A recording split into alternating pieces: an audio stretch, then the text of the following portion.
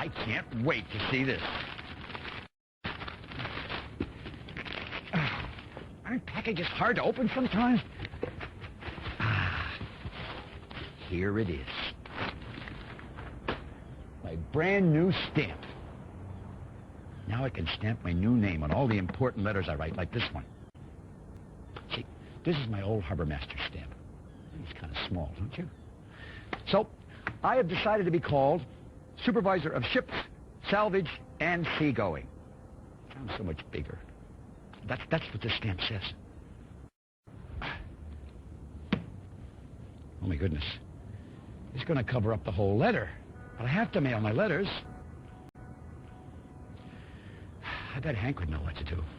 You see, one time, Hank wanted a big new name. Let me tell you all about it.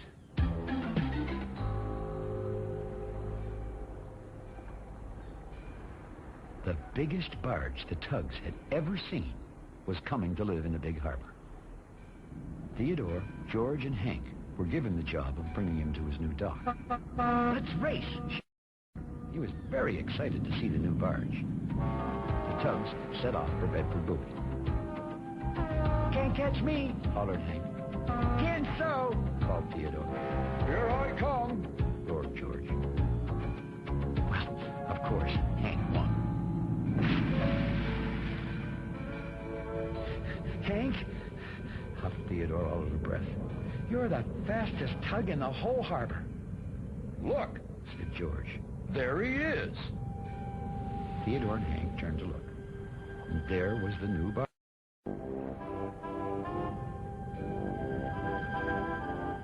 He's really big, boomed George. He even has a big name, said Theodore. Shelburne. That's the biggest name I've ever heard, said Hank. Hank couldn't wait to be one of the first tugs in the big harbor to move the new barge. Hello, George called to the barge. I'm George, and this is Theodore. Well, don't forget me, said Hank. I'm Hank. Hello there, tugboats, replied Shelburne in a very slow voice. My name is Shelburne the Sea Barge. That's a really big name, said Hank. Does anyone ever call you Shelley for short? Certainly not, snorted Shelburne. My name is Shelburne the Sea Barge. Well, to Hank's surprise, Shelburne began moving. George and Theodore had tied their tow ropes onto Shelburne, and they were starting without him. Hey, called Hank. Wait for me. But George was brooming his engine, and no one could hear Hank. The tugs puffed off with Shelburne, leaving Hank in a cloud of smoke. Everyone always forgets about me, Hank said to himself. That night at the great ocean dock, all the tugs were talking about Shelburne the sea barge. He's really very nice, said Emily. He seems to be a very safe barge, said Fodoc thoughtfully. He even has his own lifeboat. I like him because he's big, blared George. Theodore squeezed closer into the excited circle of tugs. Even his name is big. Shelburne the Sea Barge. A big name, Hank said to himself. Big name. The next morning at the work meeting, the dispatcher gave out the jobs for the day to the other tugs. Now, said the dispatcher, looking around, who else do we have?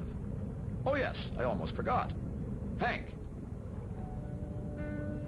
But Hank didn't toot his whistle. Hank? The dispatcher repeated. I don't want to be called Hank anymore, replied Hank. You don't? Said the dispatcher. No. No one calls Theodore Teddy, Hank continued. Well, no. No, they don't, said the dispatcher. From now on, concluded Hank, I want to be called Henry. Well, all the tugs turned to Hank, and then back to the dispatcher. The dispatcher was very quiet for a moment, and then he said, Very well, Henry.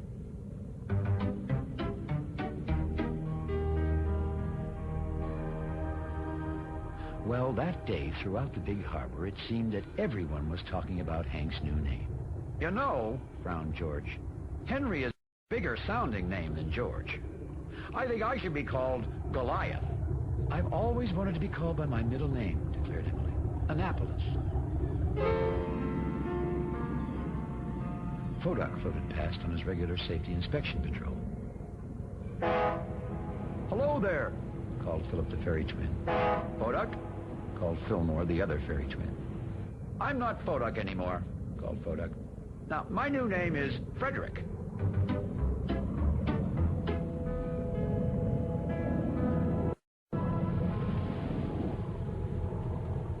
Theodore, said Hank. What's your new name? Oh, I don't know, replied Theodore. I still like Theodore.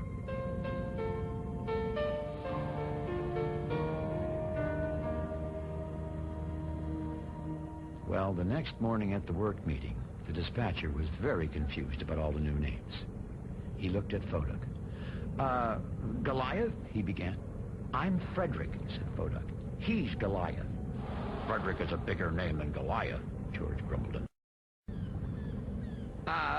Continued the dispatcher, looking at Emily.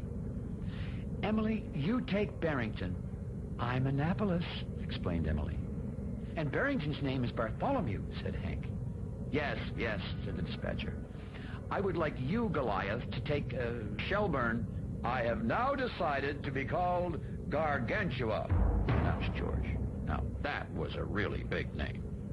Hank, Henry, Emily. The dispatcher was starting to get dizzy trying to remember all the new names. Annapolis, he sputtered, and Frederick, Goliath, Gargantua, Galapagos, no, Gargling, oh, goodness. Everyone just go and do everything.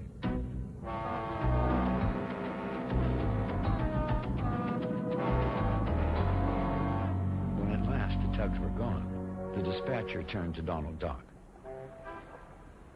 Donald, he groaned, why is everyone suddenly changing names? Donald didn't say anything. Donald? Groaned the dispatcher. Not you, too. Oh, said Donald.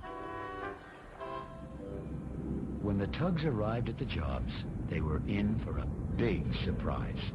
The dispatcher had gotten so dizzy trying to remember all the new names, he had sent George, Emily, and Hank all to move Barrington Barge.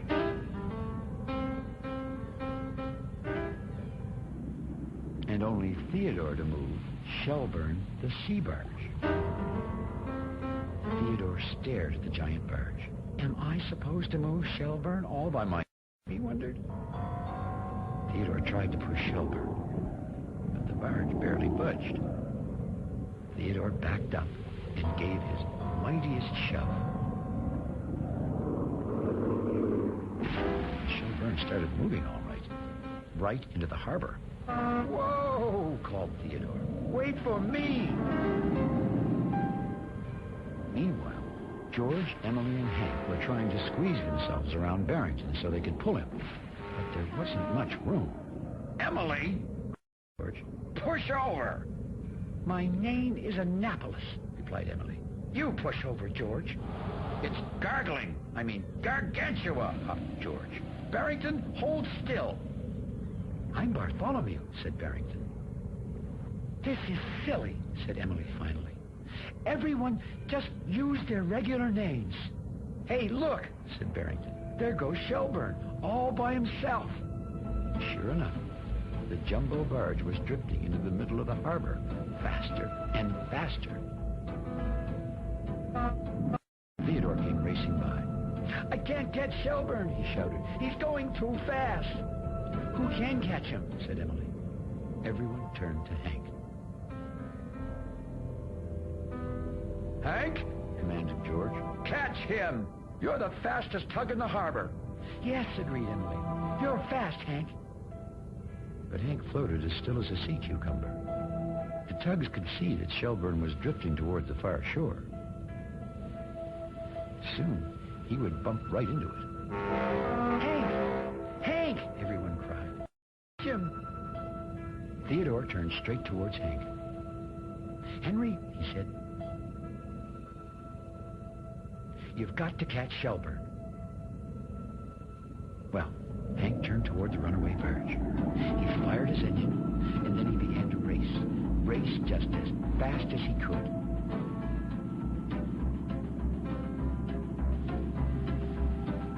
Hank was fast, and soon he caught Shelburne. Now came the hard part. He lashed the tow rope onto the barge, just like a horse, and began to pull with all his might. It worked. Hank stopped Shelburne, and just in time. The tugs all tooted their whistles and shouted, "Hooray! Hooray for Henry!" "Well, that was exciting," said Shelburne. "That was great, Henry," said Theodore, rushing up to his friend. Hank did feel great. It felt good being needed by everyone. But then he was silent for a moment. "Theodore," he said at last, "how come you didn't get a new name?" "Oh," replied Theodore, I guess I just kind of feel like a Theodore." Well, Hank didn't say anything after that, but he was thinking.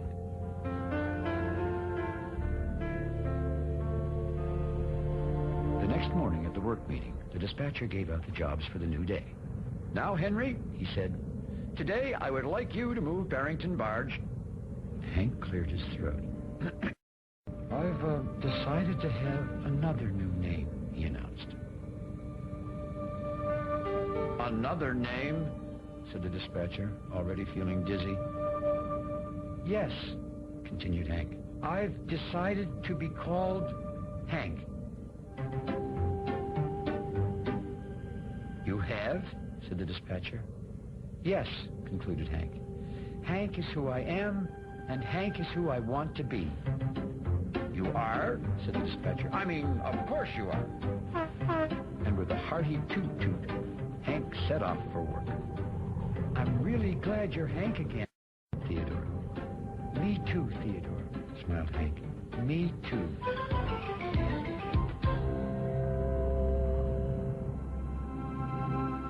Between you and me, I'm glad that Hank decided to be Hank again.